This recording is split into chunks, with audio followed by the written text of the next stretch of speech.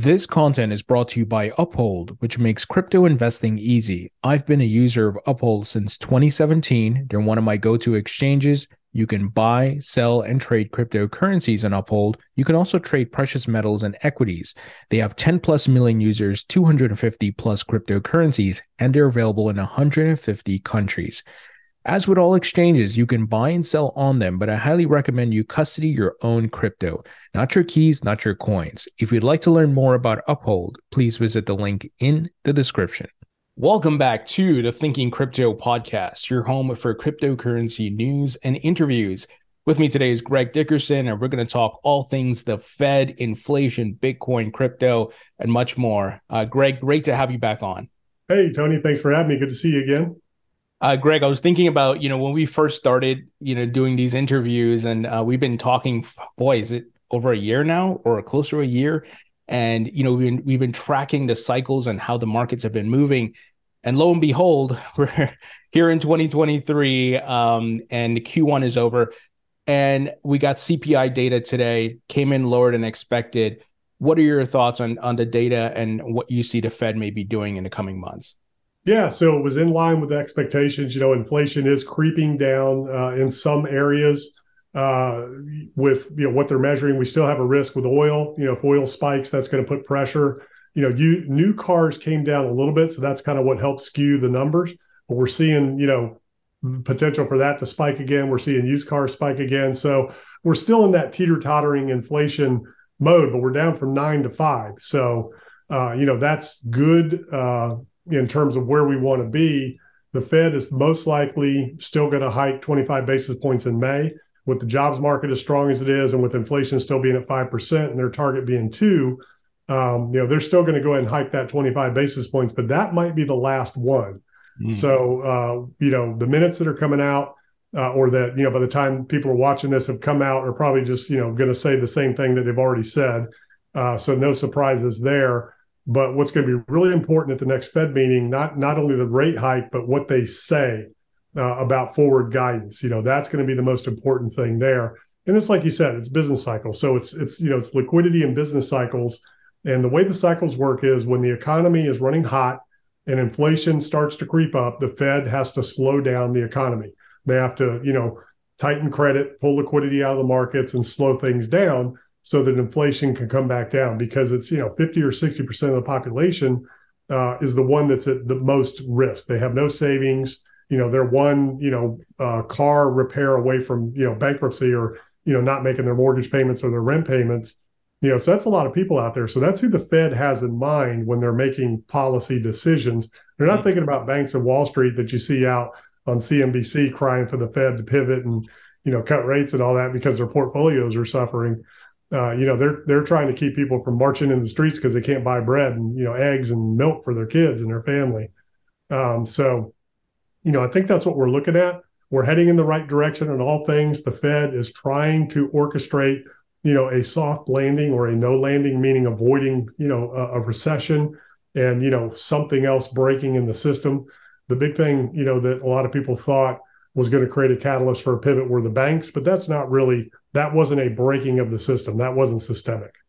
And you're mentioning the bank runs, right? Where you had Silvergate, Silicon Valley, and so forth. Yeah, exactly. So, that wasn't a traditional bank failure in the sense of what, killed the banks the first time. That was just simply a lack of liquidity to fund withdrawals, people moving money into money markets, into treasuries, getting these higher yield instruments. So the banks were just losing deposits. They didn't have the money to cover it because of the way the system works. It's a fractional banking system, so they don't actually have the money in there. So the Fed fixed that. And, Powell said, we're going to run the risk of too much tightening, too much hiking, because we have tools to fix things as they break. And what they did was, a lot of people think that this was a bank bailout or this was QE or something. It's not. What they did was they lent the banks money, and the banks have to pay that back. So they can't go out and reloan that. They can't speculate with it. All they did was just, put that on the books for you to get your money out of the bank. So that didn't create, QE or, anything like that. And it wasn't a bank bailout. What they did was they guaranteed the depositors. And, that's what they're really interested in. The banks are going, the investors and, the shareholders in the banks are going to lose their money in those situations. For sure. So you mentioned the Fed will most likely raise have another round of interest rate hikes. Are you thinking 0.25 or like 0.50? Yeah, 0.25, 25 basis points, quarter of a point. And I think, they'll probably indicate that that's good for now. They're going to be data dependent. They're going to watch things. But, we're seeing inflation trending down. We're seeing, the job market, a couple of little, crinkles in there that show a little weakness in the job market, but they need to see more significant damage to the job market before they can really, stop hiking. I don't think a pivot is anywhere in the future. I don't think rate cuts are going to happen this year, Hmm. maybe not even next year. But we'll hear them, maybe kind of talk about that a little bit at the meeting, and that's what the market's really going to be listening for, is that guidance. And then even if they do talk about that or they do have to cut rates, that's not a good thing. That usually is a problem and a reason that they're cutting, and that doesn't mean markets are off to the races when that happens. That means there's damage coming, and markets are going to reflect that, because that's what the markets haven't priced in. They've priced in rate cuts, and there's a big battle going on right now between bonds and stocks, and the Fed. So the Fed is saying we're not going to cut rates, and the market is saying yes, you are. So Hmm. we're going to find out who's going to win that race this year. Who's going to win that bet? Yeah, I'm of the same mindset that they raise, like you said, maybe one more time or maybe two times. I don't know, but it's not they then they pause, but they're not gonna cut right away. Like it's probably gonna linger there for another year, right? Maybe at that sustained rate level. I don't know. Yeah, they want to get inflation down to their 2% target. Then the real question is, and what you're hearing now is that an appropriate target? Where'd that number come from? Why is that even important? So people are, really screaming about that because of where the Fed's taking rates. And where the Fed is taking rates now is basically normal levels, where they can, control that business cycle. So, when the markets are down and, the economy is sluggish and, inflation is not a problem, then the Fed can stimulate to kind of stimulate economic growth. So this is a normal business cycle of tightening and loosening and tightening and loosening, hiking and, reducing rates, hiking and cutting rates. It's always been the thing. It's never been to the extremes that we've seen because of the pandemic. That's what created the problem. They went too far, too long during the pandemic. So the risk is they're going to go too far, too long on this side. And they said they would rather risk that than stopping too soon and inflation comes roaring back. So, yeah, they're not going to back off, anytime soon. Hmm. Now, let's talk about Bitcoin and even the stock market and so forth, because Bitcoin's been ripping. I mean, it crossed over 30K. What are your thoughts on that? Do you feel we've hit the bottom, and despite these rate hikes, it's still moving upwards? Was it kind of we hit the point of there's no more sellers, like you can't sell it anymore, so the only way it could go is up. But this could be just a short-term bull rally and then it rolls over again. Yeah, I mean, I think you can expect, a decent pullback to retest at least the 20K level without any kind of an economic event. So if the Fed can orchestrate, a softish, to a mild landing where we do have some recession, which is just negative GDP, where you get a little bit of, lack of growth. If it's just a normal situation, I think what you're going to see, just because it has had, basically it's up 100% now, close to it. So we haven't had a meaningful pullback yet. Mm. So definitely, I think retesting the 20,000 level, if that holds, and I think we can look for that to kind of run sideways probably through the rest of the year before we see sustained momentum into the 40s. If that 20 doesn't hold, then we're going to most likely retest that 15.6. And then if we have any kind of a severe economic incident, situation, then all bets are off. It's going to follow risk assets, just like we saw in the pandemic, just like we saw in 2017, 2018, just like we saw Sure. any other time before when the markets were under stress. In 2014, those areas. So Bitcoin's a risk asset. It's going to follow risk assets. It is somewhat becoming a store of value for some people, but it's not mainstream store of value yet. It's still a risk asset. It's still tied to the markets, and it's going to follow markets. Although it has behaved like gold recently in what has been happening. Could you share charts and show us what you're seeing as far as the short term, how high you think the price may get? Or, have we kind of hit the top here at 30K, 200? I know there's some resistance there. So what I've marked out here, this is kind of an interesting trend line that connects that April 13th high and then of 2021. And then you've got this, March high of 2022. And then here we are now, April of 2023. So these arrows all represent the last 3 years this time of year. And we saw what happened each time. And in Bitcoin, look how it's wrestling with that trend line right there. That's pretty interesting how these trend lines can work sometimes. Mm-hmm. So the real test for Bitcoin is, can it get above that 30,000 level, back check that and confirm and move on from there.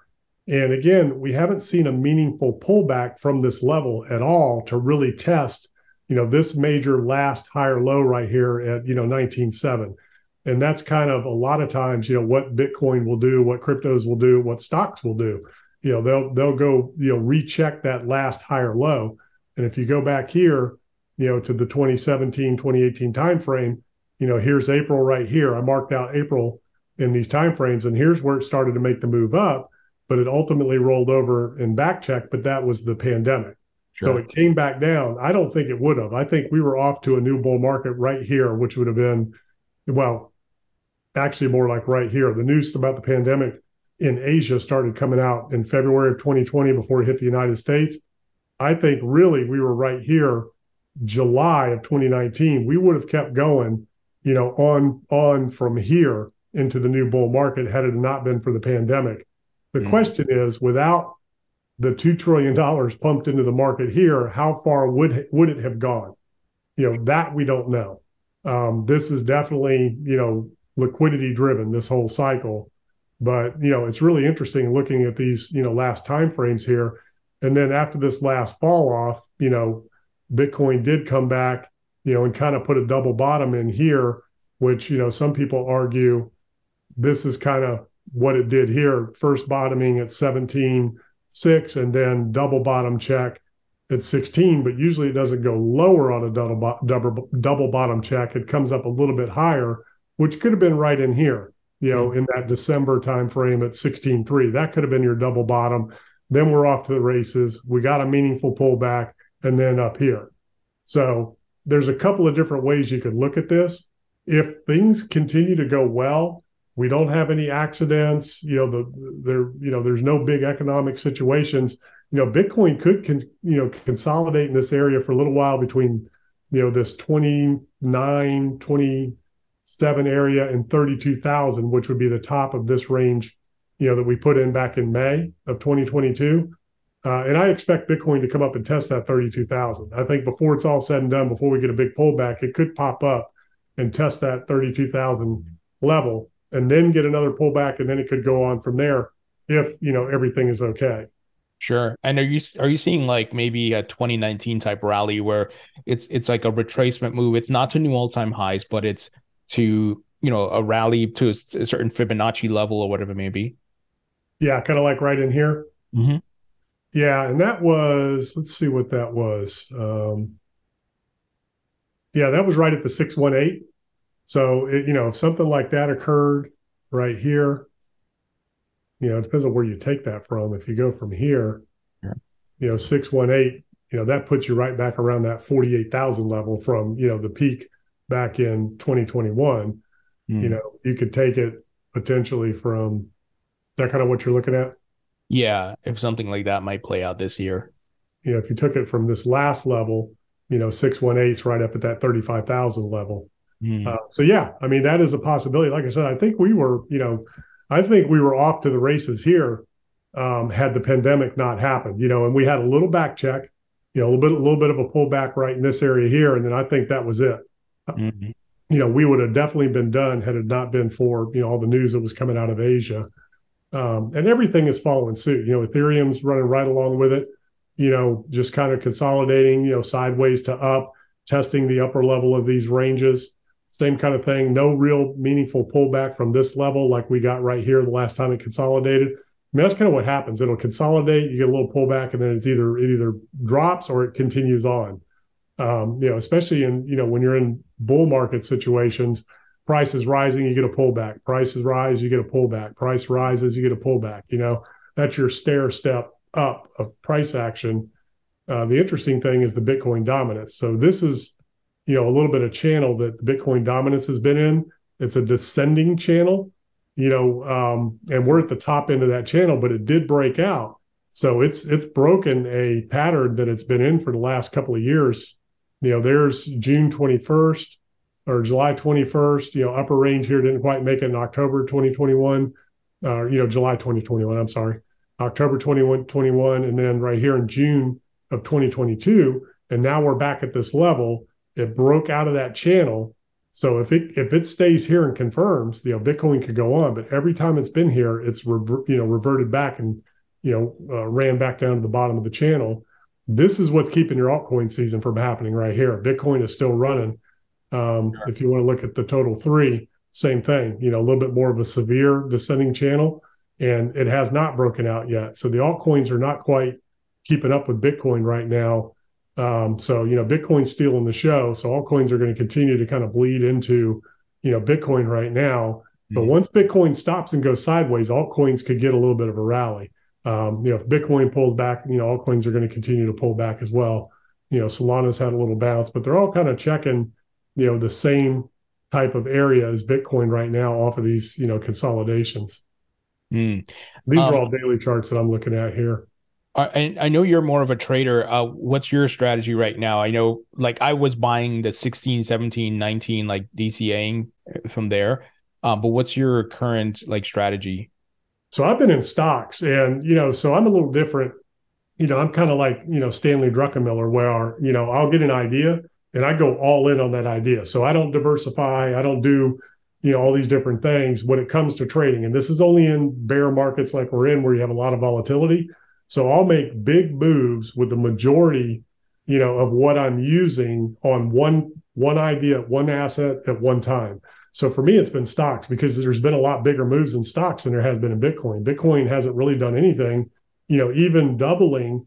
I've had more opportunity in stocks. There's been stocks that have gone up 150 to 200%, during what we've seen recently. And then altcoins are going to outpace Bitcoin once Bitcoin slows down. So for me, it just hasn't been a good enough trade with enough upside, risk reward compared to what's been going on. But if you're long term, yeah, back at that 15,000 level, you look at risk reward. Well, worst case scenario was 4,000, 2020, 3,500, 2018. You're pretty good. And that if it dipped down to those levels, it would definitely shoot right back up. So I don't think you could lose at 15,000 other than losing the opportunity to buy a little bit lower. So that was a pretty good bet. Just like right now, I don't think you could necessarily lose long-term buying at 30,000. Sure. You could lose opportunity if you don't have the cash available, if it dips and back checks where you could get a little bit more. But, this 30,000 has been a good number for the last few years. For sure. And as far as stocks, what are you seeing for the NASDAQ and maybe the S&P? Are you seeing something similar to Bitcoin, like, a short-term rally, but rolls over to test lows again? Yeah, so stocks are kind of in that mode right now where they're kind of ranging, waiting on the Fed decision and economic conditions. But it seems like, we should get another little pullback in stocks.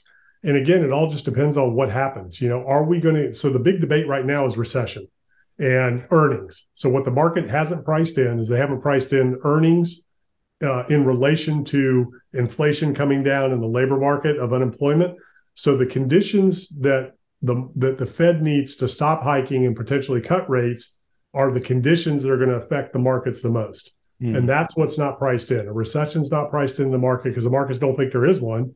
And right now, the bond market is pricing that in, but not the stock market. And rate cuts, and the effects of why the Fed's cutting rates. Those things aren't priced in because we can't. It hasn't happened yet. So the thinking is that the second half of this year going into the summer and then into the fall, that the markets are going to potentially have a big pullback. And that's where we're going to see recession and job losses and, things like that. And that's when you're going to get your big retest. And if that happens, Bitcoin's going to follow suit. Bitcoin is not detached from the markets. Now, final item here, real estate. What are you seeing there? It seems like things have hit a halt on buying, selling, refinancing, building. I know it's hyper specific to the location, but what are you seeing from the macro? Yeah. So in general, prices are back up again. Mortgage applications are back up because rates have dropped a little bit recently. So, we're still seeing in a lot of markets, we're seeing multiple offers, not 50 offers or 20 offers, but 5. So you're still seeing multiple offers, properties selling in days in a lot of markets. Some markets are still struggling, but on the national average, listings are down, inventory's down, days on market crept up a couple of days here and there. This is average house prices we're talking across the country. And, prices have gone up. I was just looking at one report that came in the other day, about that. And in the commercial real estate, there's still a lot of distress out there. There's, $2 or $3 trillion worth of commercial loans that, need to be refinanced or coming due in the next, year or two. So there's already defaults happening. There was a $245 million multifamily property that was foreclosed on in Houston that made the big news in, the real estate syndication world. Blackstone walked away from, a huge portfolio, but they're also buying too. So, it's still in the area where commercial real estate still has, a lot of stress, a lot of loans coming due. But that's mostly in the office sector, mostly in multifamily where people paid a lot of money and, put short-term floating rate debt. And the housing market is still pretty dang strong, because you can still get, with a 3-2-1 buy down and ARMs, you can still get lower interest rates in the 3 to 4% range on houses. I saw, and I didn't confirm all the details on this, but there's a 40-year mortgage term that's floating around that they want to introduce to help people afford homes.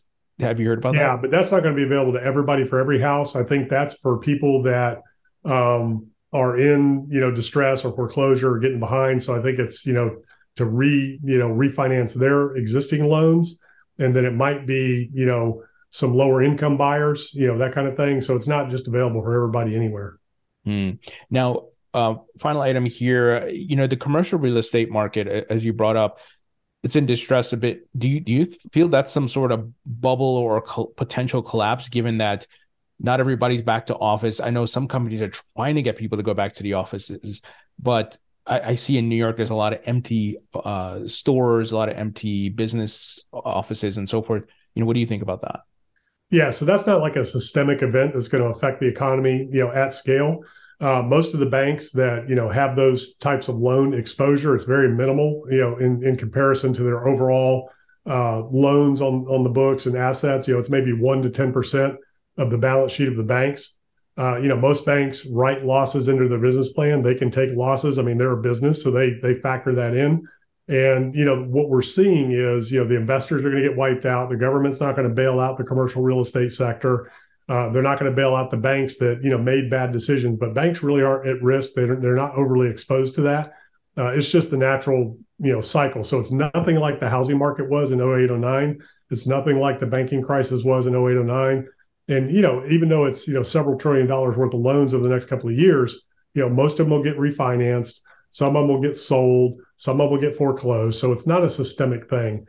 I think potentially what is systemic is, this over tightening by the Fed to get inflation down, and inflation not coming down. I think that's your biggest risk to the economy, is that if inflation sticks here and we can't get it down, we can't get the labor market to correct, and the Fed has to keep, rates where they are, then I think that's where you could reach a tipping point.